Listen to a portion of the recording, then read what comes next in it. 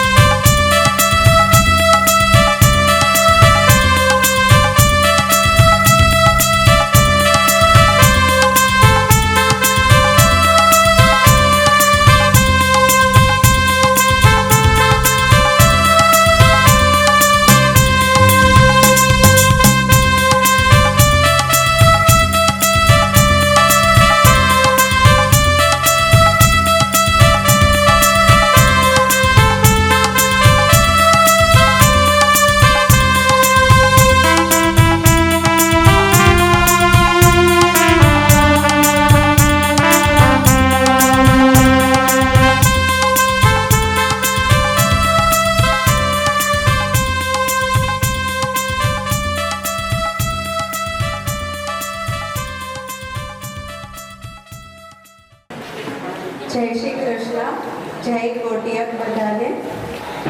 આજના આ પાવન પ્રસંગની શરૂઆત આપણે મંગલાચરણથી કરીશું। આપણા ઈષ્ટદેવના પાવન ધરતી ઉપર આ ઉત્સવ મનાવવાની જે તક મળી છે તે કાર્યક્રમમાં આપણે મંગલાચરણનો આરંભ કરી આપણા બધા જ ગામેથી પધારેલા મહેમાનોનું હાર્દિક સ્વાગત કરીને આપણા કાર્યક્રમની શરૂઆત કરીશું। બોલ શ્રી ગિરિરાજ ધરણ કી જય,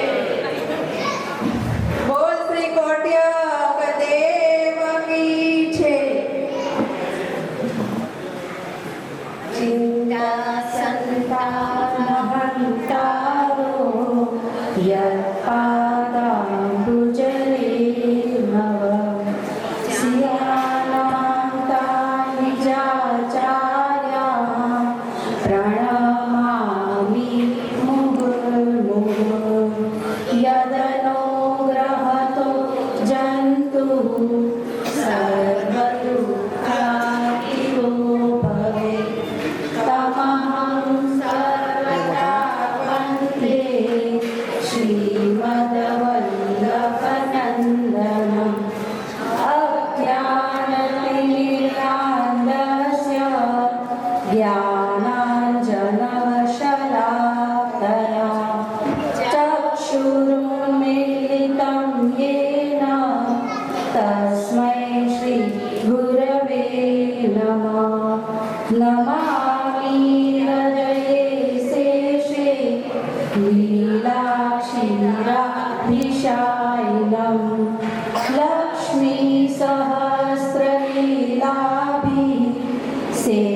जायमानं कलानिधिं चतुर्भिश्च चतुर्भिश्च चतुर्भिश्च त्रिभिस्तथा षड्भिर्विराजते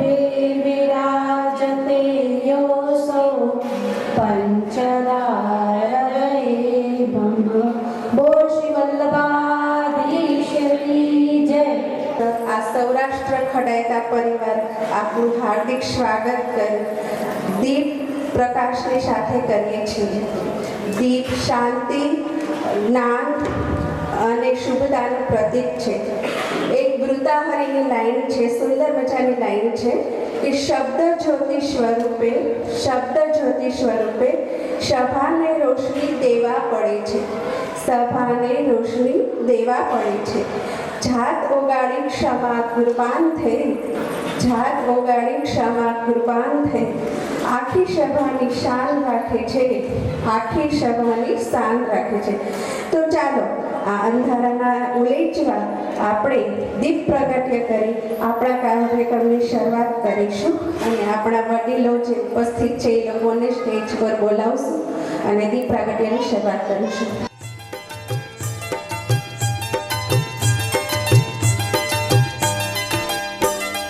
મનડું મારું જોને ડોલ ડોલ થાય, સત્સંગમાં શ્રીજીનો સંગ મળી જાય. મનડું મારું જોને ડોલ ડોલ થાય, સત્સંગમાં શ્રીજીનો સંગ મળી જાય.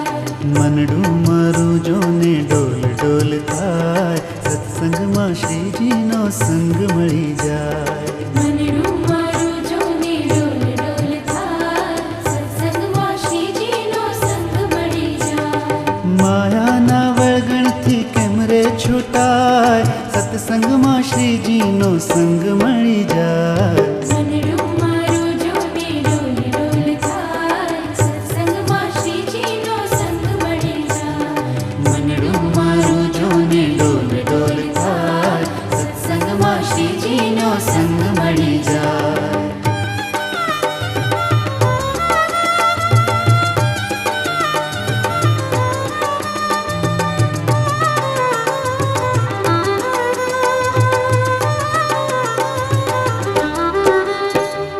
વૈષ્ણવનો સંગ મને આપજો શ્રીનાથજી. વૈષ્ણવનો સંગ મને આપજો. અધિનાયક જય હે ભારત ભાગ્ય વિધાતા, પંજાબ સિંધ ગુજરાત મરાઠા દ્રાવિડ ઉત્કલ બંગા, વિંધ્ય હિમાચલ યમુના ગંગા ઉચ્ચલ જલધિ તરંગા.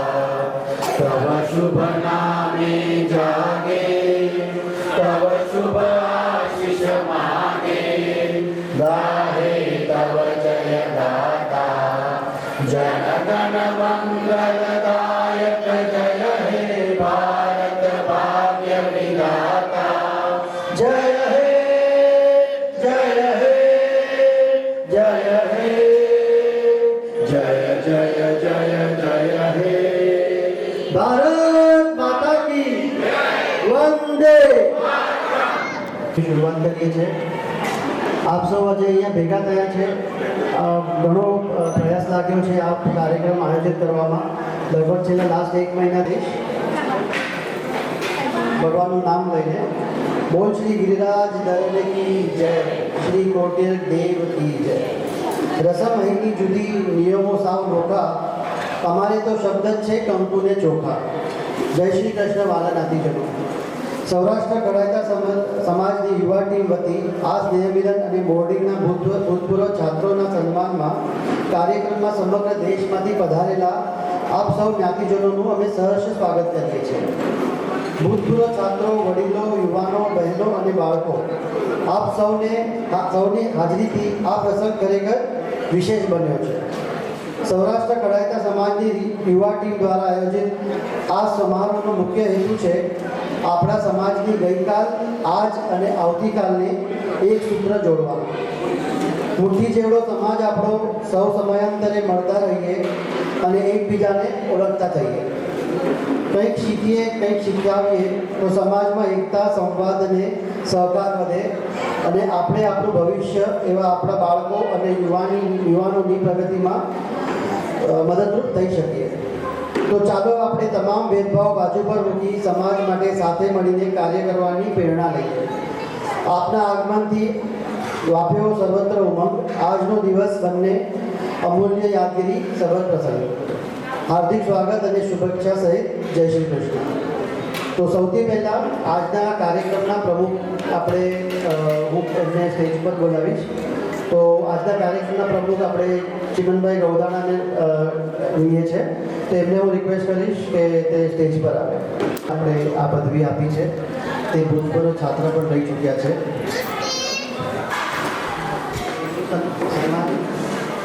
એનું સન્માન હું કિશોરભાઈ ગૌદાણાને કહીશ કરવા.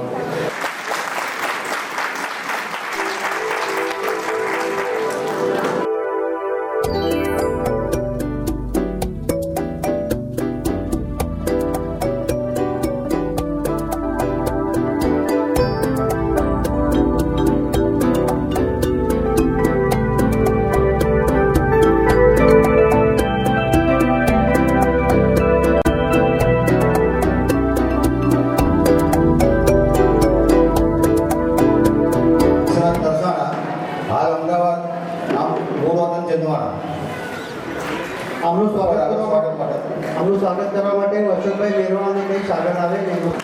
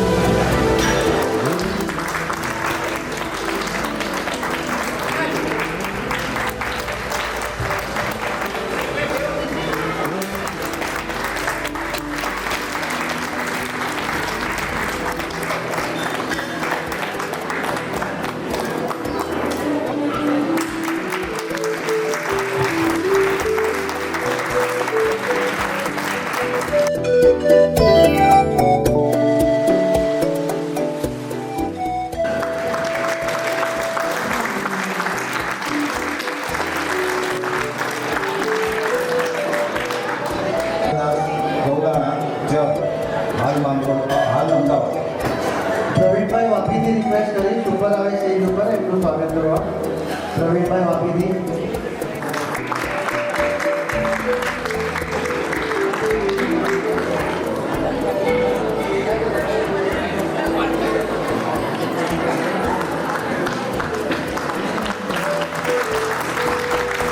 આ નવીન પેઢીને આપણે ખૂબ જ સહયોગ કરીને આગળ લઈ આવવાનો અને જે કંઈ બી પ્રેરણા કરીએ એ આપણે બધાએ પ્રેરણા કરવી જોઈએ.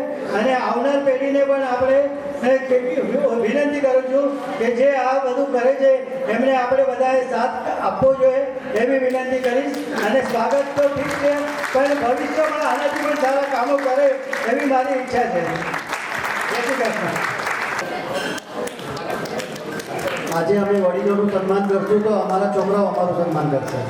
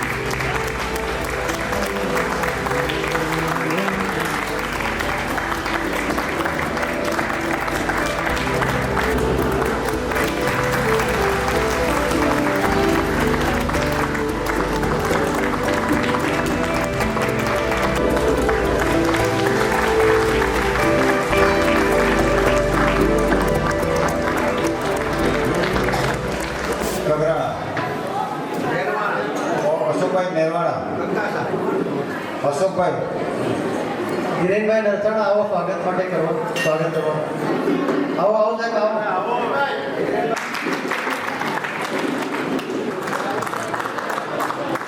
ધીરેનભાઈનું કામ પડદા પાછળનું છે, એ પડદા પાછળ કામ કરે છે. મનોજભાઈ ગૌદાણા મેનેજ. પંકજભાઈ બરોડાથી રિક્વેસ્ટ કરી સ્ટેજ પર આવે સ્વાગત માટે. પંકજભાઈ બરોડાથી.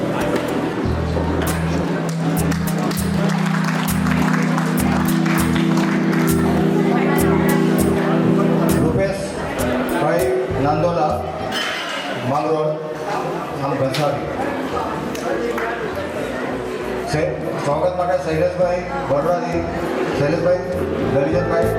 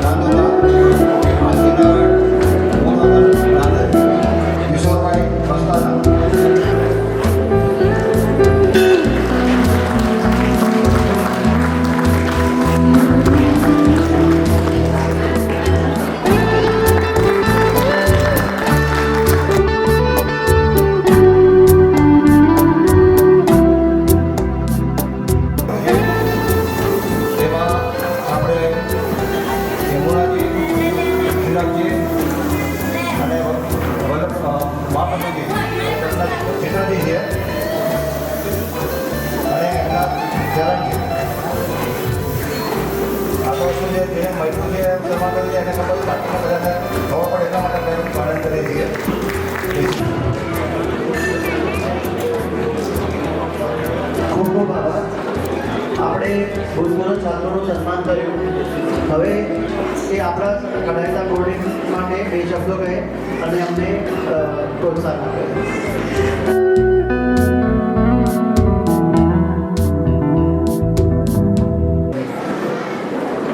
આજના વડીલો ભાઈઓ, હું જ્યારે બોર્ડિંગમાં દાખલ થયો ત્યારે મારા આગળના વિદ્યાર્થીઓ ને ગૃહપતિ તરીકેની પણ સેવા આપતા ભાઈઓ, એમાં એક રામદાસભાઈ હતા અને બીજા મુકુંદભાઈ હતા. રામદાસભાઈ અને મુકુંદભાઈ બોર્ડિંગમાં સૌ પ્રથમ એસએસસીમાં પાસ થનાર વિદ્યાર્થી હતા. એની પહેલાં કોઈ પણ બોર્ડિંગમાં એસએસસી પાસ થયેલું ન હતું. મુકુંદભાઈના પછી ઘણા વિદ્યાર્થીઓ ખૂબ આગળ વધ્યા. આપણી જ્ઞાતિમાં અત્યારે ટોચના સ્થાન ઉપર બિરાજતા મોટાભાગના 60-80% વડીલો જેઓ બોર્ડિંગમાં અભ્યાસ કરી રહ્યા, એ આપણું એક મોટું ગૌરવ છે. બોર્ડિંગની અંદરથી શિસ્ત, સંસ્કાર અને કઈ રીતે બોલવું એ બધુંની તાલીમ આપતા હતા. બોર્ડિંગમાં શિક્ષા પણ થતી, પણ એને ઘડવા માટેની હતી. અને મોતીચંદ બાપા, દલીચંદભાઈ, એ બધા એ વખતે ખૂબ જ ધ્યાન આપતા અને વિદ્યાર્થીઓના માવતર તરીકે, વડીલ તરીકે, પિતાશ્રી તરીકેની ફરજ બજાવતા. અને કોઈ પણ વિદ્યાર્થીએ કાંઈ પણ કર્યું હોય તો એના માટે એ લોકો ઉદાર દિલ આપતા. બોર્ડિંગ વિશે કહી તો ઘણું છે. મારી પહેલી ટીમમાં રામદાસભાઈ, પ્રવીણભાઈ અને મોહનભાઈ સિલવાડા. બીજી ટીમમાં અમૃતલાલ મથુરાડા, વલ્લભદાસ કાંજી, મુકુંદભાઈ બેંગ્લોરવાળા, મુકુંદભાઈ કાપુભાઈ નરસાણા, એ બધા બીજી ટીમમાં હતા. અને મારી ટીમમાં હું, ચિમનભાઈ, જયચંદભાઈ રામજી અને દયાલાલ લાલજી, શાંતિલાલ વલ્લભદાસ, બધા એક સાથે અભ્યાસ કરતા હતા. અને ત્યાર પછી ઘણા ભાઈઓ આવ્યા. એમાંના મારી સાથે ભણનાર બહુ ઓછા બોર્ડિંગ એ આપણા કંઈક ગૌરવ હતું. અને બોર્ડિંગમાં અભ્યાસ કરીને આજે આપણે જે કંઈ છીએ એ બોર્ડિંગ આભારી છે. તો મને એમ થાય કે આજે બોર્ડિંગનું શું, આટલું મારું વ્યક્તિત્વ પૂરું કરું છું. અને મને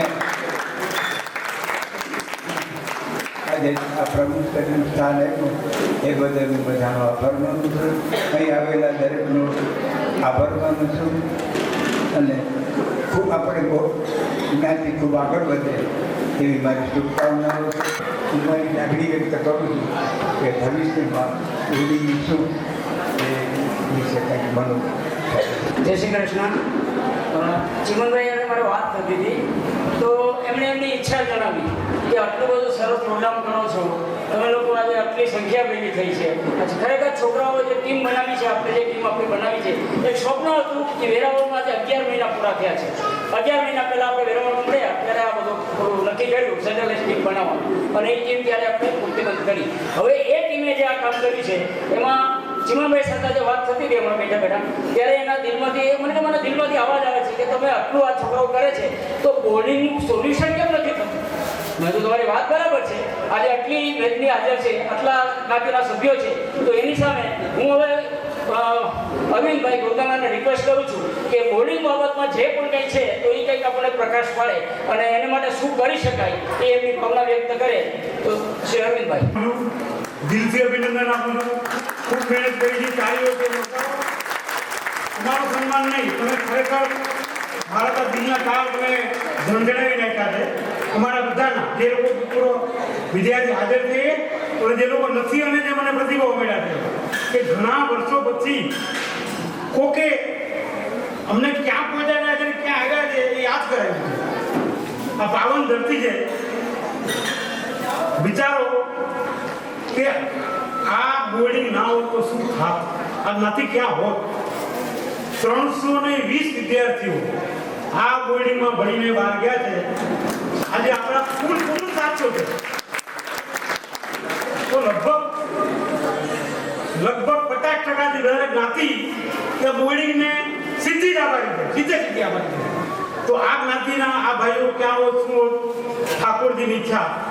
અને ઠાકોરજી શું નથી વિચારતું સમજો. આપ તો આપણે બધા એક એના માધ્યમથી ક્યાં એ કલકત્તામાં બેઠેલા આપણા વડવાઓ, ક્યાં માંગરોળની ધરતી અને ક્યાં એને વિચાર આવે છે કલકત્તા છોડીને આપણા દાદા માંગરોળ વધારે છે અને એને વિચાર આવે છે કે મારે આવું કેળવણી ધામ ઊભું કરવું છે. ઘણાને ખબર નહીં બધા 140 રૂપિયા ભંડોળ પણ આ જ્ઞાતિ પાસે એ વખતે નહોતું. અને 140 રૂપિયાનું ભંડોળ પૈકી લગભગ 50% કરતાં વધારે ભંડોળ જ્ઞાતિ બહારથી આ બોર્ડિંગ ઊભી કરવામાં આવ્યું હતું. અને ચિમનભાઈને કદાચ ખબર હશે કે ત્યારે જે મારા ફાધરમાં બોર્ડિંગના વિદ્યાર્થી હતા. મારી ઘણી પેઢીઓ છે જેના ફાધર અને પુત્ર આ બોર્ડિંગમાં ભણીને ગયા છે. હું ટૂંકમાં કહીને આગળ મારા વિચાર વ્યક્ત કરી કે ઠાકોરજીની ઈચ્છાથી આ નાના ફંડમાંથી બોર્ડિંગ ઊભી થાય અને વૃક્ષ કે આપણે ત્યારે આ બધા તો અંધારીમાં પાણી ભરી અને સાંજે હાથે વાટલું કરતા. આ પરિસ્થિતિ બોર્ડિંગમાં હતા વિદ્યાર્થી હતી. હું ને મહેન્દ્રભાઈ ભણતા ત્યારે અમારે કોઈ પલંગ નહોતા. સાદા ગાદલા બાપા કરાવી આપે એની ફ્લેવર મુજબ એ લઈને આવતા. કેટલાક તો ગાદલા નહોતા અને ફી ભરવાના પૈસા પણ નહોતા. 19 વિદ્યાર્થીમાંથી 6 વિદ્યાર્થીઓને માફીમાં ભણાવતા હતા. અને એક ઘટ આ જ્ઞાતિ ઉભારતી હતી કે ધન્ય છે મૂર્તિન બાપાના ધન્ય છે બધા આપણા વડીલોને આજે યાદ કરી અને નમન કર્યું કે તમે આ બધું કર્યું. અને એટલા માટે હું આ સમાજનો આ બોર્ડિંગનો હું ઋણી છું આજે અને એ ઋણ વ્યક્ત કરવા આજે ઉભો થયેલું. અને જે પરિસ્થિતિ બોર્ડિંગની આજે છે અને આપણે બધા એવું વિચારે કે બોર્ડિંગ એટલે બિલ્ડિંગ નહીં. કોઈ પણ મંદિર હોય તો મંદિરનું શિખર ધજા હોય તો અંદરનો ભગવાન કે એ સાચો વ્યક્તિ છે. એમ અહીંની જે કેળવણી છે ને બોર્ડિંગની એ કેળવણી આપણા ભગવાન છે. બોર્ડિંગ એ બિલ્ડિંગ છે. શુદ્ધતા છે રહેશે ને રહેવી જોઈએ. આ મારો એક તમને દોસ્ત પ્રાર્થના છે. અને સિમ્પલ વસ્તુ ઘણા બધા પૂછતા એજન્ડા શું તો પહેલો એજન્ડા આપણે હોવો જોઈએ આ બધું પ્રકાશ કરવો હોય તો જ્ઞાતિ ફર્સ્ટ મારી એકતા પહેલા. સૌરાષ્ટ્ર એકડા એકતા જિંદાબાદ. સૌરાષ્ટ્ર એકડા જિંદાબાદ. તમને આ પ્રકારે હોય આપણે એકતા કરીએ, એક થઈએ અને આ આપણા જે પણ સંસ્થાઓ છે એને આપણે આગળ વધારીએ. તમે વિચાર કરો આ ચાલુ વર્ષમાં અશોકભાઈ ભટ્ટાના અહીંયા એક કોટેકના કાર્યક્રમમાં આવે છે એટલે ઠાકોરજી પ્રેરણા કરે છે અને પછી એ મને ફોન કરે છે સુભાષભાઈને બધા 37 લાખ રૂપિયાનું દાન આપણા કોટે મંદિરને આપ્યું. ત્યાર પછી આખા વર્ષ દરમિયાન લગભગ 60 લાખ રૂપિયા જેટલું દાન સૌરાષ્ટ્ર એકલા તરફથી વિવિધ જગ્યાએ જાય છે. તો આ કોઈ નાની મોટી રકમ છે એટલે કોણે આ તાકાત આપી છે? ઠાકોરજી. જેમ આપણે ખબર છે કે ગોવર્ધન પર્વત તો કૃષ્ણ ભગવાન ઉપાડ્યો હતો, પણ બધા ગોવાળિયાઓએ લાકડીનો ટેકો આપ્યો. એમ આપણે બધા આ જ્ઞાતિને ટેકો આપો. નાનામાં નાનો માણસ કે તકલીફમાં હોય અને તમને ક્યાંય માહિતી મળે તો તમારે ખાલી શબ્દોથી ટેકો આપો, મનથી ટેકો આપો, તનથી ટેકો આપો અને ધન હોય તો ધનથી ટેકો આપો. તમારું કંઈ ઘટવાનું નથી, કંઈ ખૂટવાનું નથી. આ એકતા કરો, એક થાવ, ભેગા થાય. આ સમાજની માંગ છે અને આટલા બધા છે. એકતા માટે હું થોડુંક કઈ અને બધી મારા મુખ્ય વિચાર પર આવી કે તમે વિચારો કે રામ ભગવાનને જ્યારે વનવાસ થવાનો થયો ત્યારે રઘુકુળ તૂટી નહોતું ગયું. રઘુકુળ તૂટી ગયું નહીં, પરંતુ જ્યારે ભરતજી પાછા આવે છે અને ભરતજી આવ્યા પછી એને ખબર પડે છે કે રામ ભગવાનને વનમાં થઈ પહોંચે અને એના પિતાજીનું અવસાન થાય છે, એ બધું મૂકી અને તરત જ એ રામને બોલાવવા પાછો જાય છે. જે માણસને સત્તા મળતી હતી એ સત્તા છોડીને ભાઈને માટે ત્યાં જાય છે. આનાથી વધારે કુટુંબ પ્રેમ કયો હોઈ શકે? એનાથી વધારે જ્ઞાતિગમ કયો હોઈ શકે? આ તો આપણે રામમાંથી શીખવાનું છે. આગળ જાઓ. જ્યારે એ ત્યાં જાય છે ભરતજી, ત્યારે કદાચ તમે રામાયણમાં નહીં હોય એટલે કહું છું, ત્યારે જ્યારે ભરતજી અને આખી ત્રણેય માતાઓ સાથે ભરતજી જ્યારે અયોધ્યાથી વનવાસ તરફ જાય છે ત્યારે રામ ભગવાન વનદેવીને પ્રાર્થના કરે છે કે હે વનદેવી, તું તારા કાકા ઝાડા હટાવી અને મારો ભરત આવે એને રસ્તો કરજો.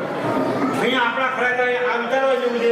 આપણો કોઈ પણ ભાઈ ક્યાંય પણ નબળો પડતો હોય, બીમાર પડતો હોય, મુશ્કેલીમાં હોય ત્યારે ભગવાનને પ્રાર્થના કરો, હે ભગવાન, અમારો જ્ઞાતિ ક્યાં અટવાયો છે એને મદદ કરજો.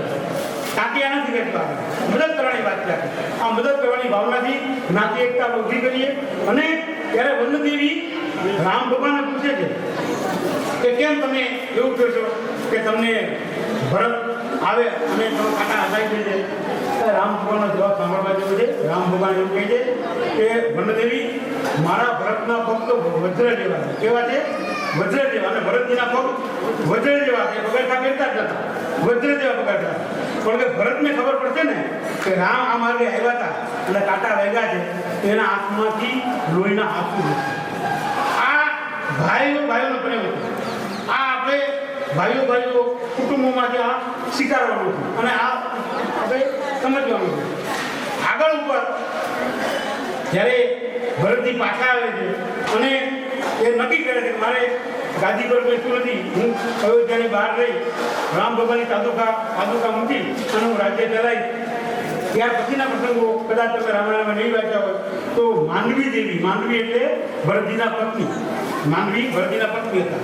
એ માંડવી ખરેખર તો માંડવી પણ અયોધ્યાની બહાર રહી શક્યા હોય અને માંડવીએ વિનંતી કરી ભરતને, હું પણ તમારી સાથે 14 વર્ષ અયોધ્યાની બહાર રહી. ત્યારે ભરતજી એવું કીધું કે બંને ભાઈઓ ત્યાં છે, ભાભી ત્યાં છે અને ઉર્મિલાજી તો વચન લીધું છે હું એક જ પગે 14 વર્ષ એક જ જગ્યાએ રહીશ. તો આપણી ત્રણ માતાઓની સેવા કોણ કરશે? જુઓ આ ભરત ભાઈ કુટુંબ, આ આખું રઘુકુળ. અને ત્યારે માંડવી નક્કી કરે કે હું મારી ત્રણેય સાસુ એટલે માતાઓની સેવા કરી. અને રાત્રે એ જેના મહેલમાં ચક્કર મારતા હોય છે ત્યારે કઈ ઉઠે છે, ઉઠી અને જુએ છે કે માંડવી જાગે છે. ત્યારે માંડવીને જઈને કહે છે કે પેલા તું કેમ જાગે છે, તું સુઈ જા. પેલા તો એવું કે તું કેમ અહીંયા છે, તું કેમ ત્યાં નથી? ત્યારે માંડવી ચોખવટ કરે છે કે મને ભરતજી એવું કીધું છે કે મારે તમારા તળેની રક્ષા કરવાની ધ્યાન રાખવાનું. એટલે ત્યારે માંડવી એવો જવાબ આપે છે કે જ્યાં સુધી ભરતજી ત્યાં જાગે છે ને રાજ્યનું કામ કરે છે ત્યાં સુધી હું ઊંઘ નહીં લઉં. આ આપણો સનાતન ધર્મ છે, આ આપણી રક્ષા છે. એટલે આપણે કુટુંબ પ્રેમ, સમાજ પ્રેમ એ અહીંયા ભેગો થવો જોઈએ. નાના મોટા કોઈ પ્રસંગ થતા હોય, દુઃખ થતું હોય તો એ ભૂલી જવું જોઈએ. આપણી જ્ઞાતિ એકતા નહીં થાય ત્યાંથી કોનું શું, શુંનું શું કશું જ થઈ શકે નહીં. એટલે જ્ઞાતિ એકતા એ આજનો એજન્ડા હોવો જોઈએ. તમે આમાં સંમત હોય તો તમારે જે હાથ ઉતારી અને હા બોલો. જ્ઞાતિ એકતા સૌ પ્રથમ આપણે કરશું. આજનો પહેલો એજન્ડાને પહેલો ઠરાવ આપણે કરીએ છીએ કે જ્ઞાતિ એકતાનું પ્રાધાન્ય આપી કોઈ વ્યક્તિગત કે કૌટુંબિક કે બીજા કોઈ પણ પ્રકારના આવા ઇસ્યુ હશે તો મારે કોઈ આ પ્રશ્ન હશે એટલે જ્ઞાતિની વાત આવશે તો હું માત્ર ને માત્ર જ્ઞાતિનું જ વિચારી અને જ્ઞાતિ માટે જ કર્યું તો જ આપણા ફરીથી આ ઠાકોરજીના આશીર્વાદથી આપણા આગળ વધશું. તો હવે યથા આખા સમાજની છે પ્રશ્ન આખા સમાજનો છે કારણ કે 50% કુટુંબ જે બોર્ડિંગમાં ભણી ગયા છે એનું શું આ અમને તો ઘણી વખત વિચારવાથી પ્રસ્તાવ થાય છે. તો આ આપણી બોર્ડિંગ લગભગ 106 વર્ષ જૂની છે. 106 વર્ષથી વધારે એ 100 વર્ષ જૂનું બંધારણ છે. ઘણાને ખબર નહીં હોય તો આ 100 વર્ષ જૂનું બંધારણ એટલે કેઈટી કમિશનર પણ ઓરિજિનલ મળતું નથી. હું ટેકનિકલ મુદ્દો પર આવું છું. બહુ જ સમજીને મારા મુદ્દો સાંભળવું. 100 વર્ષ જૂનું બંધારણ આપણી પાસે એટલી મેં તો 5-7 વર્ષમાં ઘણી બધી તપાસ કરી પણ એ આપણે ઓરિજિનલ બંધારણ સહી કરેલું બંધારણ આપણને મળતું નથી. એ જમાનામાં ખડિયાથી સહીઓ કરતા અને સહીઓ 7 દ્રષ્ટિઓ કરી હશે બંધારણ હશે પણ આપણે 1962 કે 65માં કાકુ બાપા એટલે આપણા હીરાચંદ જાદવજી વખતમાં એક ચોપડી છાપેલું બંધારણ મળે છે. એ બંધારણ પર આપણે અત્યાર સુધી આ બધું ચલાવ્યું હતું પણ તમે આપણે બધા વેપારીઓ છીએ. આજે કેટલા બધા કાયદાઓ બદલાઈ ગયા. જીએસટીમાં આપણે પાલન નથી કરતા, ઇન્કમ ટેક્સ આપણે પાલન નથી કરતા આપણા પોતાના ધંધામાં. તો આ પણ એક કેઈટી કમિશન ટ્રસ્ટ છે. તો ટ્રસ્ટના ઘણા બધા કાયદાઓ છે, ઘણા બધા કાયદાઓ બદલી ગયા છે. તો મારો એવો વિચાર છે કે હવે અને જ્યારે 107-6 વર્ષ પહેલાં બનાવ્યું ને ત્યારે આ જ્ઞાતિમાં પ્રાથમિક શિક્ષણ પણ નહોતું. મારા ફાધર 2 ચોપડી ભણેલા છે બોર્ડિંગમાં 2 વર્ષ. સ્કૂલમાં 7 ચોપડી ભણેલા પણ ત્યારે એક જમાનામાં યાદ છે. એ વખતે આ બંધારણ બનાવ્યું હતું. એ બંધારણ આજે 100 વર્ષ પછી અપ્રસ્તુત છે. આજે આપણે આપણા બધા રેડી કરણી લાઈફસ્ટાઈલ ગામ કપડાં બધું બદલી ગયું છે. તો આવું મોટું જૂનું બંધારણ આપણે લઈને ચાલીએ છીએ તો તે જ કે બધું પોતાની પણ ઝુંબેશ છે કે જે પણ 100 વર્ષ જૂના ટ્રસ્ટો હોય બધે આપણા એકલા નહીં જે પણ 100 વર્ષ જૂના ટ્રસ્ટો હોય એ ટ્રસ્ટો સામેથી આવે બંધારણ લઈને તો અમે સહકાર આપી અને તમારું બંધારણ તમે બદલી આપશે. બંધારણ બદલવું એટલે કે આમ બહુ ઇઝીલી મોકલી આમ બદલી જાય એની એક લાંબી પ્રક્રિયા છે કાયદાકીય જેમાં હું તમને બહુ નથી સમજાવવા માંગતો કે તમને એમાં કંટાળતો પણ એ બંધારણ બદલવા માટે આપણે શું કરવું જોઈએ એનો એક વિચાર કરવું પડ્યું કે આપણે બધા અત્યારે બનાવીને બંધારણ બદલી નહીં જાય તો બનાવી નહીં. તો હું એવું સૂચન કરું કે 4 કે 5 સભ્યોની આપણે એક બંધારણ સમિતિ બનાવવી. એ કાયદામાં જોગવાઈ છે કે બંધારણ સમિતિ બનાવો એ બંધારણ બનાવે એ બંધારણ માનો બની જાય નવું જે હાલના સંજોગોમાં કેઈટી કમિશન સ્વીકારે તેવું બનાવવું. તમે સ્વીકારો નહીં બની શકે કારણ કે મેં આપણું કેળવણી મંડળ છે જે 107 વર્ષ જૂનું આપણી બોર્ડિંગ અને કેળવણી મંડળ છે મેઇન ગુજરાતનું મને લગભગ સરખી ઉંમરના છે. એનું બંધારણ આપણે 2 વર્ષ પહેલાં કર્યું.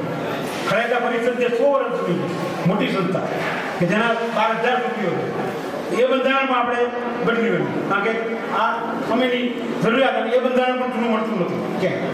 અમે ખૂબ પ્રયત્ન તો આપણે આ ખરેખર અમારી બોર્ડિંગ આવું નામ નથી કરતો બદલાવાનું સ્થાપકનું પણ નથી બદલાવાનું અંદરનું જે પ્રોવિઝન્સ છે બધા એ બધા જ આજના જમાનામાં મારા પ્રમાણે અપ્રસ્તુત કે ચાલે જ નહીં એવા છે એમાં છતાં આપણે ચલાવી રહ્યા છીએ અને કરી રહ્યા છીએ. એટલે આપણે બંધારણ બદલવા માટે હું એવું સૂચન કરું કે બંધારણ સમિતિ બને.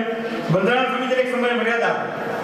હું એવું કહું 31 માર્ચ 2026 31 માર્ચ 2026 પહેલાં આ 4 કે 5 સદસ્યો છે આપણી જ્ઞાતિમાં એટલે એક સમિતિ બને એ હાલના જમાનાનું એના ઓબ્જેક્ટ બનાવે બંધારણ બનાવે કઈ રીતે બનાવવું પેટ્રન શું ટ્રસ્ટીઓ કયા કાયમી કોણ કેવી રીતે કારોબારી વ્યવસ્થાપક સમિતિ એ બધું એમાં હાલના જમાનાનું નાખે પ્રોવિઝન્સ કરે અને દર 2 વર્ષે પ્રમુખ બદલો આ જે 2 વર્ષે કોણ ચૂંટણી કરે ક્યાં થાય ત્યાં કઈ રીતે 4-5 વર્ષે કદાચ પ્રમુખની વ્યવસ્થા હોય ઉપપ્રમુખની વ્યવસ્થા હોય ખાલી જગ્યા પર આ બધી વ્યવસ્થાઓમાં નાખવામાં આવે અને એ ન હોય કે કંઈ એવું થાય તો આપણું સંસ્થા ચાલવી જોઈએ.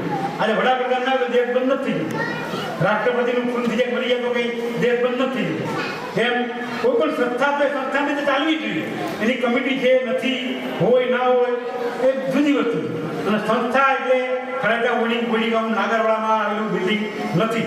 હું સંસ્થા એટલે એક આત્મા છે આપણું એક એજ્યુકેશન આપણી નાખી એના થકી આપણે બધા છીએ. હું તો છું તો બધા જ છીએ. આપણે શું કરવું છે કે હું તજજ્ઞોનું બંધારણ તજજ્ઞ સમિતિ બનાવીએ, એ તજજ્ઞો 4 કે 5 આપણે લઈએ, એ એમાં વિચારીએ વિમર્શ કરે.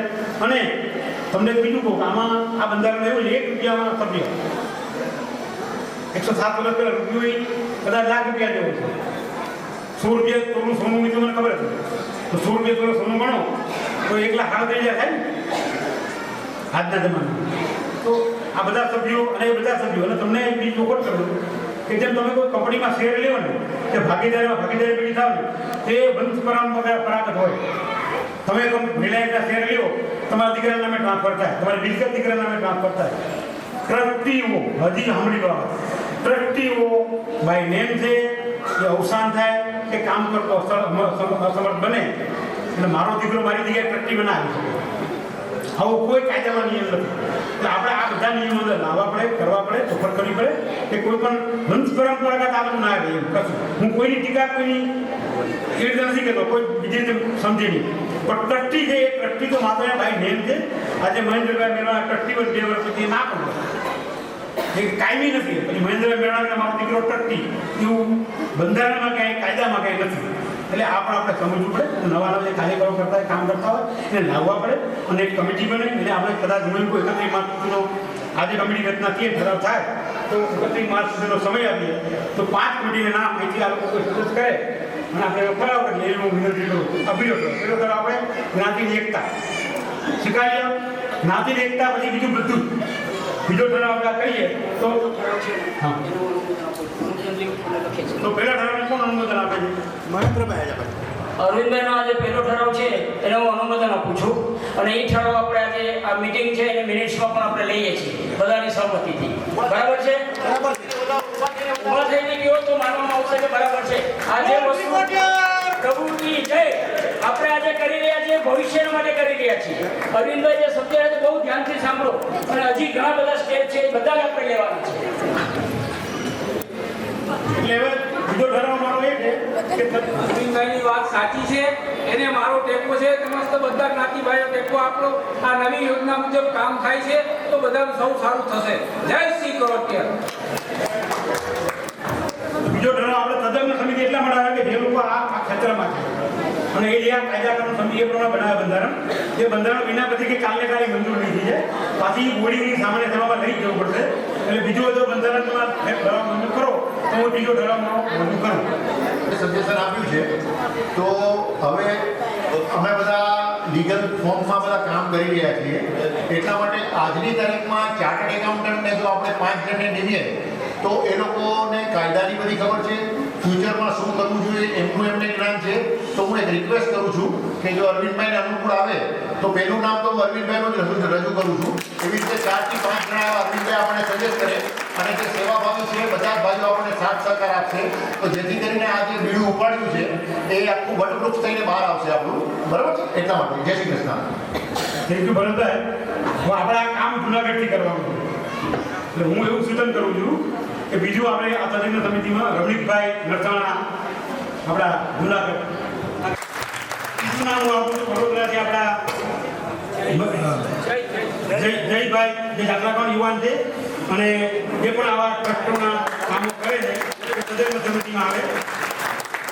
બીજું નામ નેમ થયેલું છે મહેશભાઈ મુંબઈ, મહેશભાઈ કગરાણા દાખલે કાઉન્ટન્ટ છે, એ સિનિયર છે અને આ બધા ઘણા બધા આવા આટાપાટામાં કામ કરે છે. હરેશભાઈ કગરાણા મુંબઈ. એક નામ મારે કલકત્તાથી પણ જોઈએ અને કલકત્તા સમાજમાં પણ આપણે આ જ્યારે જાય બંધારણ એટલે એ કલકત્તા સમાજ, તો કલકત્તા સમાજમાં એક નામ આવે તો આ 5 કે 6 રાષ્ટ્રીય કોઈ પણ નામ આવા તજજ્ઞમાં તમારા હોય 5-7 થી વધારે આપણે નથી કરતા તો શું થાય અને ઝડપથી કરીએ. હું માનું બંધારણ બનાવી દઉં પછી આ 5 જણને વેચી પછી ઓનલાઈન અમે કરી અને એક બંધારણ કરાવડાવી. એ બંધારણ આપણે એની વિધિવત રીતે જે ઠરાવ કરવો છે હું ત્રીજો ઠરાવ લાવું છું આમાં એ પ્રમાણે કરીએ. ઉપાધિ આપો કે આપણે બંધારણ બનાવવા માટે તજજ્ઞ સમિતિની રચના કરીએ છીએ. તમારો હૃદયપૂર્વક આભાર. તમે આ બધું સજેસ્ટ કર્યું છે કારણ કે અમને લોકોને આ બધી કઈ ચીજની ખબર નથી. તમે આ કરો છો સમાજના ભલા માટે, એ માટે તમારો હૃદયપૂર્વક નહીં આપણે કરીએ બરાબર. અને હવે આ બે કામ કર્યા છે બોડીનું આપણે આ બધા વાત કરીએ એટલે આપણે ઠરાવ કરીએ. ત્રીજો ઠરાવ ત્રીજો ઠરાવ આજે કરવો પડશે, કારણ કે તમે મારી મોટા ભાઈ તમે આજે છો ને, આવડો મોટો એક સમાજ બેઠો છે, તો આપણે અહીંયા જ આપણે ઠરાવ કરીએ અને માંગરોળથી 2 કે 3 દિનને આપણે અધિકૃત કરીએ કે આ બોરિંગનું આ બંધારણ બનાવી તૈયાર થઈ જાય, પછી એની સામાન્ય સભા ઠરાવમાં બોરિંગની સામાન્ય સભામાં પસાર કરવું પડે. આ બંધારણ બની જાય તદંડ સમિતિનું, પછી એ નક્કી થઈ જાય, પછી બોર્ડિંગની સામાન્ય સભા આપણે રજૂ કરવું પડે. તો બોર્ડિંગની સામાન્ય સભા બોલાવવા માટે અત્યારે કંઈક તાંત્રિક પ્રશ્નો, કાયદા કે પ્રશ્નો લડતા હોય કે ના લડે, તો આજની આ સભા એવો નિર્ણય કરે કે ભાઈ આ માંગરોળના 2 પ્રતિનિધિઓને અથવા તમે નક્કી કરો એ લોકો આ આપણા વતી સામાન્ય સભા બોલાવે, અથવા 30 જણની સેન્ટ્રલાઇઝ કમિટી છે સાથે બોર્ડિંગના એ લોકો સામાન્ય સભા બોલાવે. અરવિંદભાઈએ જે કાંઈ વાત કરી એ એકદમ લાઈનમાં છે. આ કામ છે ને બોર્ડિંગની સામાન્ય સભા બોલાવવી, એના માટે થઈને હું સેન્ટ્રલાઇઝ કમિટીને જ રિક્વેસ્ટ કરું. આપણે હવે એના થ્રુ જ આગળ વધીએ. સેન્ટ્રલાઇઝ કમિટી બધું કરે. સેન્ટ્રલાઇઝ કમિટીનું મહત્વ છે કે જે આપણા સમગ્ર ભારતનું પ્રતિનિધિત્વ કરે છે, એટલે બીજા કોઈ પ્રશ્નો નહીં મળે એમ મારું માનવું છે. બધાનો એક આશીર્વાદથી સેન્ટ્રલાઇઝ કમિટી આ કરવા તૈયાર છે. સાથે અમને 100% કરશું અમે લોકો, અને સાથે અમને માંગરોળના અમને લોકોને 2 કે 3 જણનો સહકાર જોશે એ અમને મળી રહેશે, એની અમને ખાતરી છે. મહેશભાઈ, ભરતભાઈ મહેશભાઈ આવો તો માંગરોળથી ભરતભાઈ, રમેશભાઈ. તમારો આમાં આનો પ્રતિભાવ જરૂરી છે. આ કોઈ હું કહું ને ખરાબ થાય એવું ના કરે, કારણ કે સામાન્ય સભા બોલાવી એ કાયદાકીય વિષય છે. આપણી પાસે કોઈ મેમ્બરથી રજીસ્ટર નથી, કોઈ રેકોર્ડ નથી, એટલે આ સભા બોલાવે બોલાવી શકાય. હાલના બંધારણ માંગરોળ રજીસ્ટર ઓફિસ છે, પ્લસ હાલના બોર્ડિંગના બંધારણ પ્રમાણે ઓનલાઈન સામાન્ય સભા થઈ શકતી નથી. એટલે આ નવા બંધારણ એટલે જ લાવવું છે કે જેમાં પછી ઓનલાઈન બધું લાવીએ, કારણ કે 107 કરોડ ઓનલાઈન હતું જ નહીં. પણ આપણી જ્ઞાતિ જ્યાં માંગરોળમાં સેન્ટ્રલાઇઝ હતી, એટલે મને ખબર હું બોર્ડિંગમાં હતો ખબર છે કે આપણા વડવાઓ કલકત્તા, મુંબઈથી ખાસ આ સામાન્ય સભામાં દર વર્ષે આવતા નથી. અને મને તો યાદ હશે અમે લોકો એ વખતે નાચતાની મજામાં એ સવાલ કેટલું યાદ સામાન્ય સભા આપણે બોર્ડિંગમાં ભલે માંગરોળમાં કરી સ્થાપક હરજીવનદાસ ગોકળદાસને યાદ કરી અને આપણે જ્યાં બોર્ડિંગની વાત થઈ રહી છે તેમાં સંપૂર્ણ જ્ઞાતિનો સહકાર રહે તેવી સર્વે પાસે હું આશા રાખું. જે હરીશભાઈ જે ઝુંબેશ ઉપાડી છે એ એકદમ વ્યાજબી છે. આ સમયે એની ખાસ જરૂર છે. હરીશભાઈ જે અત્યારે સમાજ માટે ભોગ આપે છે, આપણે બધા ખાલી એને અનુમોદન આપવાનું છે, ટેકો આપવાનો છે. આપણે બધાના સંબંધના ટેકાથી જે અજીતભાઈને જે કમિટી નવી બને એ બધું વ્યવસ્થિત કામ કરી શકે એવી આપણે આશા રાખીએ. એક સમજણ આપું છું કે આ અરવિંદભાઈનો પોતાનો વિચાર નથી, આ સમાજનો વિચાર છે. અત્યારે સમાજમાં આપણે બધા જ આપણે 280 જણા અહીંયા છીએ, ઈ પ્લસ આપણી સાથે જે લોકો અહીંયા હાજર નથી એ દરેક જણનો આ વિચાર છે, અને દરેક જણના વિચારને માન આપીને આ બધું થઈ રહ્યું છે. અરવિંદભાઈ એક જાણકાર માણસ છે, એના માધ્યમથી આ બધું થઈ રહ્યું છે. એટલે અરવિંદભાઈનો પોતાનો સુઝાવ નથી. એ બોડીનું અત્યારે જે વાતચીત ચાલી રહી છે અને બધે ખંભો મિલાવી અને આને આગળ ધપાવીએ એવી બધા અપેક્ષા રાખું છું. ઠાકોરની ઈચ્છા છે અને મને એમ લાગે છે કે આ જ્ઞાતિનું ખૂબ વધારે અહીંથી શરૂ થયેલી છે ઝુંબેશ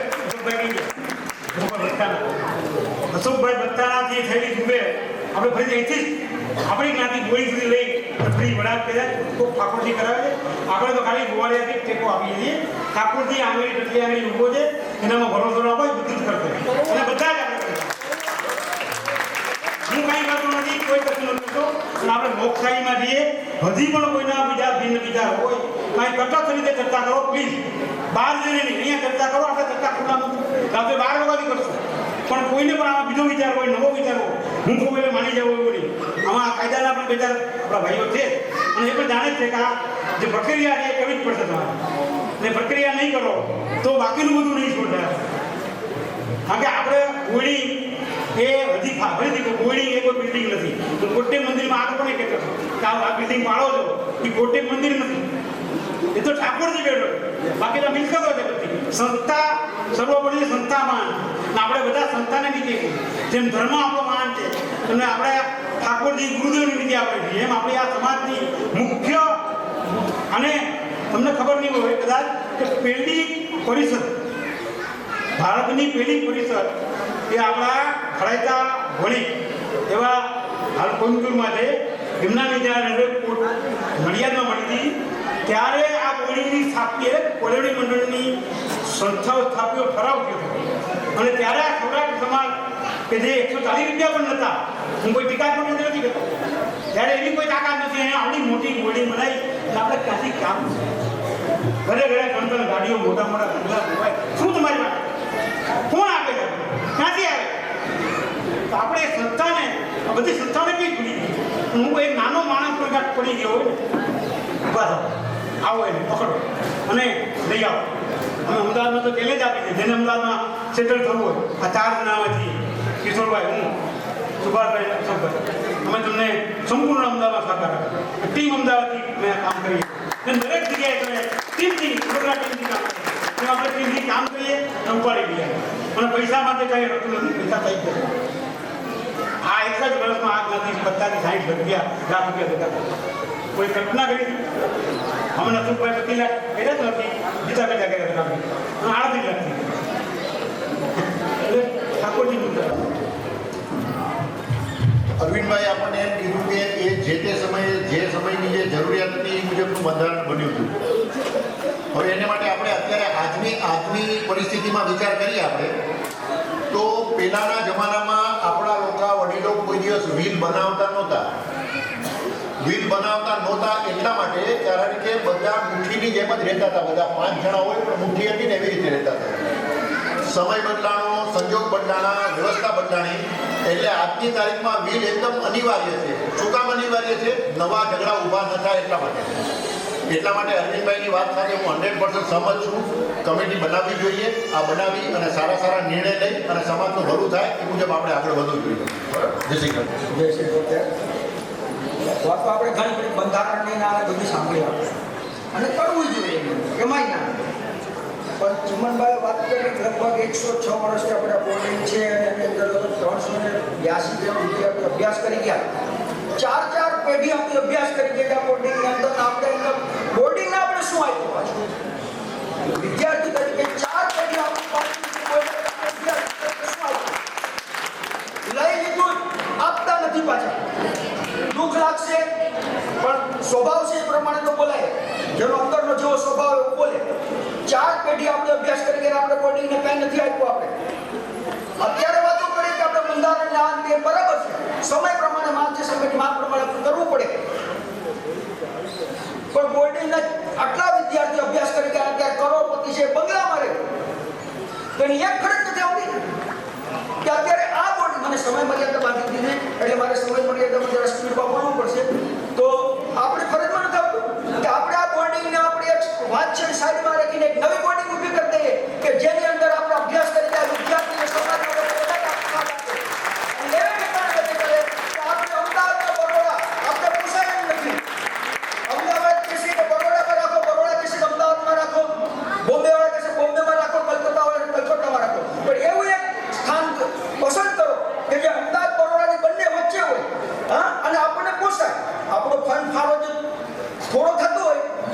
વચ્ચે એવો આનંદ છે, નડિયાદ છે, એની કોઈ પણ નાનું ગામડું હોય એની અંદર પસંદ કરો, એની અંદર ફાળો આપો અને કોઈ પણ જાતનું ટ્રસ્ટનું નામ નહીં, કોઈ તકતી નહીં, કેમ કે આપણે ઋણી છીએ. એ ઋણ ચૂકવવા માટે એક નામ નો ઉપયોગ આ ભાઈએ તકતે ચાલતા લાખ રૂપિયા તમને વિશે કદાચ નહીં, કોઈનું નામ ન હોવું જોઈએ. નામ વગર આપણે આ કરવું જોઈએ. ક્યારેય બોર્ડિંગ સાચે આપણે બોર્ડિંગમાં ઋણ ઉતારા બરાબર ઋણ તો ઉતારી ન શકતા કોઈ જોઈએ પણ ઉતારવાનો પ્રયત્ન બરાબર આપણે કરાય. લોન લઈને કેટલા વિદ્યાર્થીની જિંદગી બગાડી નાખે, વ્યાજ પણ નથી કરતા. સરળતા આપણને આટલી કે આપણે ચૂકવી દેવા જોઈએ. કેટલા વર્ષથી આપણે ખાઈએ, ઘરના બંગલા બનાવીને બેઠા, મારુતિ જે 15-20 લાખની ગાડીઓ ફેરવે અને એ 50,000 રૂપિયા બોર્ડિંગના ભરવાના તો એકબીજાને કે ન ભર્યો તો ચાલે તો દીધા રાખે. આવી શરમ ન આવે આપણે બોલતા પહેલા એના વિચારો હલકા વિચારો આપણને તો આપણે જેના થકી છે જેને આપણને આપ્યું છે વ્યાજ નથી માંગતા વિના વ્યાજે આપણે વગર વ્યાજે આપણે વ્યાજ વગર આપણે ચૂકી ન શકતા આપણે અઘરું છે લઈ લેવું ને દેવું ને વાતો કરવી મોટી મોટી જ્ઞાનની વાતો કરશે પણ વિચાર કરો કે આપણા બાપ દાદાએ લોન લીધી આપણે ચૂકવીએ આપણે લીધી આપણે ચૂકવીએ તો ભાવિ વિદ્યાર્થીનું શું હું એક વિદ્યાર્થી તરીકે લઈ જાઉં 5000 લઈ ગયો તો એ 5000 છે 25 વર્ષે જો હું ચૂકવી શકતો હોય અને હું મોટા મકાનમાં બંગલા લઈને ફરતો હોય તો મારે સમજવું જોઈએ કે આ કેટલો ગુનેગાર છું આવનારી પેઢીનો ગુનેગાર છે આપણે બંધારણ ને બધી વાત સાચી એક બાજુ રાખો એવું એક નક્કી કરો કે આપણે બોલ્ડિંગ બનાવીને જમીશું એમાં કોઈની તકતી નહીં કોઈ નામ નહીં અને ટ્રસ્ટની અંદર પણ એવું જ હોય છે કે આપણે જેટલી ગોત્ર દેવીના આપણે સંતાનો છે દરેકના સંતાનમાંથી એક લેવાનો અને એ 3 વર્ષ સુધી પછી ચમચાગીરી કરવાનો અધિકાર જ નથી 3 વર્ષ પછી એને કાઢી નાખવાનો નથી ટ્રસ્ટ ઓટોમેટિક નિવૃત્ત રહેવાનું નથી અંદર સામાન્યમાં ટ્રસ્ટીની અંદર 3 વર્ષ પછી ટ્રસ્ટી નિવૃત્ત કરતો બીજા ટ્રસ્ટી આવે બોલ્ડિંગ વેચી નાખવાનું શું કામ વેચવું જોઈએ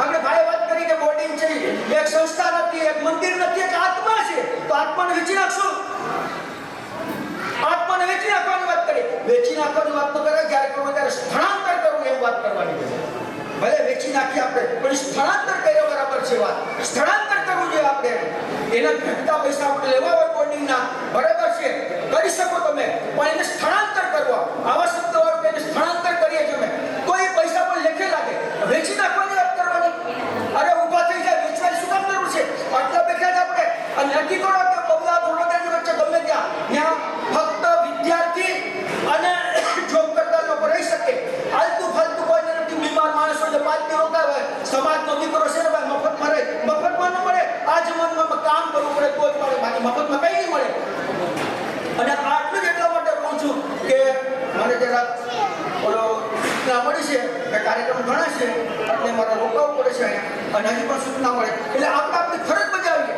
અને જો આગળ વધીએ તો ઘણું છે અસ્તુ જય હિન્દ બહાર કાઢ્યો છે કે એને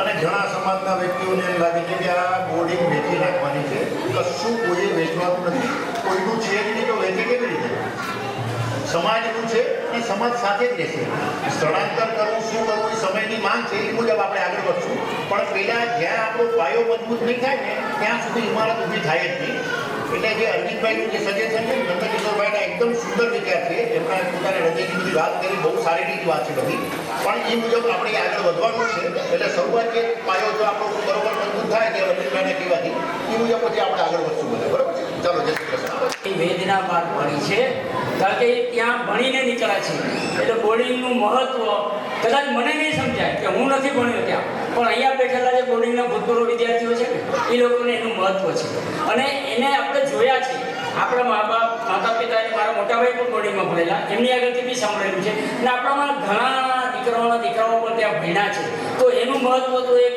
કહો ને કે સ્થાયી છે કે એને કોઈ દિવસ કોઈ ભૂલી ન શકે હવે નંદકિશોરભાઈની જે વાત છે એ વાત સાચી છે પણ અત્યારે આપણો પ્રશ્ન અરવિંદભાઈએ જે સુઝાવ આપ્યો છે આપણે જે કમિટીનો ઠરાવ પાસ કર્યો છે એની ઉપર કામ કરવાનું છે એ ઠરાવ પ્રમાણે કમિટી બને એના સુઝાવ આવે માર્ચ 26ની જે ડેડલાઇન આપી છે એ પ્રમાણે આપણે એની ઉપર વર્ક કરીએ અને પછી હવે જે આ વાત થઈ છે આ એક વખત એ ઠરાવ થઈને બંધારણનું આગળ વધે પછીનો જે વિચાર છે એ નંદકિશોરભાઈને યાદ કરી એમને શક્ય હોય તો બોલાવશું અને ત્યારે એ પછી ચર્ચા થશે આગળ શું કરવું પહેલાં બંધારણ બની જાય પછીનો બધા સ્ટેપ છે તેમની ભાવના સાથે 100% સહમત છીએ હવે બીજી વાત તો અત્યારે જે કેળવણીની જે વાત કરી એના વિચારો મને બહુ જ ગમ્યું કારણ કે આપણે મુંબઈથી પણ ટ્રસ્ટ ચાલે છે એજ્યુકેશનમાં બધે પૈસા આપીએ છીએ તો હકીકત છે કે ઘણા લોકો પૈસા પાછા નથી આપતા હું કોઈનું નામ નથી લેતો કોઈનો દોષ પણ નથી આપતો કારણ કે ઘણા લોકોને એમ પણ હતું કે પૈસા મળ્યા છે આપવાના છે કે નહીં ખબર નથી હવે છેલ્લા 5 વર્ષથી અમે જે સિસ્ટમ શરૂ કરી છે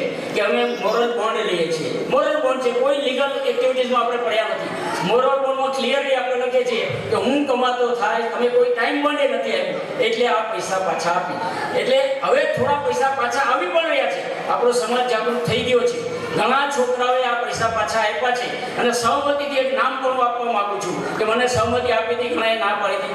જયેશભાઈ ગૌદાણા જેનો આજે બર્થડે પણ છે જુનાગઢ, એમના દીકરો પ્રિન્સ જે અમદાવાદમાં ભણે છે એને પૈસા આપવાની શરૂઆત કરી દીધી છે. અને આ નામ એટલા માટે આપો છો કે બીજા છોકરાઓને પણ એમ લાગવું જોઈએ કે આપણે પૈસા પાછા આપો, કારણ કે એ પૈસામાંથી બીજો તમારો જ ભાઈ ભણવાનો છે કે તમારી કોઈ બેન ભણવાની છે. તો આ બધી વસ્તુઓનું આ ચર્ચા બીજી વખત થઈ શકે. અત્યારે આપણે બોર્ડિંગમાં જે પોઈન્ટની વાત થઈ એની ઉપર હું કર્યું. અને હવે હું એમ કહેવા માંગુ છું, હજી કોઈને કોઈ બીજા વિચારો, જેમ કે મને એક સજેશન આવ્યું છે કે યંગસ્ટરો માટે બોર્ડિંગનો પ્રશ્ન અત્યારે ઘણી ચર્ચા થઈ ગઈ, તો હું સનતભાઈને વિનંતી કરું છું કે એમની ઈચ્છા કંઈક અમુક બોલવાની છે અને એમની સાથે એમના ડોક્ટર જે લાયન્સ ક્લબના પ્રેસિડેન્ટ છે હું માનું ત્યાં સુધી, તો એ પણ જો અહીંયા હાજર હોય તો એમના જરાક વિચારો યંગસ્ટરોને આપે કે આપણે ભવિષ્યમાં કેમ કરવું જોઈએ. અને ખાસ કરીને જે થોડી ચર્ચાઓ થઈ કે આપણા સમાજના બર્નિંગ ક્વેશ્ચન, મને માંગરોળથી કનુભાઈનો પણ આજે 3 વખત ફોન આવ્યા છે. એ પોતે આવી નથી શક્યા અને એને બહુ દુઃખ થાય છે કે હું નથી પહોંચી શક્યો, પણ એમની એક ભાવના પણ હું વ્યક્ત કરવા માંગુ છું. એના કહેવા પ્રમાણે આપણી જ્ઞાતિમાં એક જે આપણી સેટેલાઇટ કમિટી છે ને એના મેમ્બરોને હું રિક્વેસ્ટ કરું છું કે તમારા એરિયાની અંદર કોઈ પણ કોઈને ક્યારેય પણ જે અરવિંદભાઈ બોલ્યા કોઈ પણ જાતની કાંઈ પણ તકલીફ હોય તો એ તકલીફની કમિટી આગળ આવવી જોઈએ. અને એના પછી જે આપણા ટ્રસ્ટમાંથી જે રીતનું આપણે આપી શકીએ છીએ, એજ્યુકેશન હોય તો એજ્યુકેશન ટ્રસ્ટ સંભાળશે, મેડિકલ હોય તો મેડિકલ ટ્રસ્ટ સંભાળશે, સહાયક છે તો સહાયક ટ્રસ્ટ સંભાળશે, અને એ સિવાયનું કાંઈ પણ હોય તો પણ આપણે વ્યવસ્થા કરી છે કે આજે મુંબઈથી જો કોઈ વ્યક્તિને ફોરેન ભણવા જવું હોય તો છોકરાઓને આપણે આપીએ છીએ. એ ટ્રસ્ટમાંથી પૈસા નથી જતા, આપણા જ ભાઈઓમાંથી 10-15 ભાઈઓના નામ છે બરાબર, એ લોકો હંમેશા 50,000, લાખ, 2 લાખ રૂપિયાની જરૂર પડે ત્યારે આપી દે છે અને એમાંથી છોકરો ભણે ને પૈસા પાછા પણ આવે છે. એ પણ હકીકત છે. તો આ બધી વ્યવસ્થા માટે એક સજેશન અત્યારે, સોરી હું તરફ ઓબ્ઝર્વ પર જાઉં છું, આ સજેશન એટલા માટે આપું કે અહીંયા બેઠેલામાંથી જો કોઈ ઈચ્છતા હોય તો નામ લખાવે કે ભાઈ જરૂર પડશે ત્યારે હું 50,000 રૂપિયા આપીશ. એ પૈસા રિટર્નેબલ છે, સમાજ લેશે નહીં.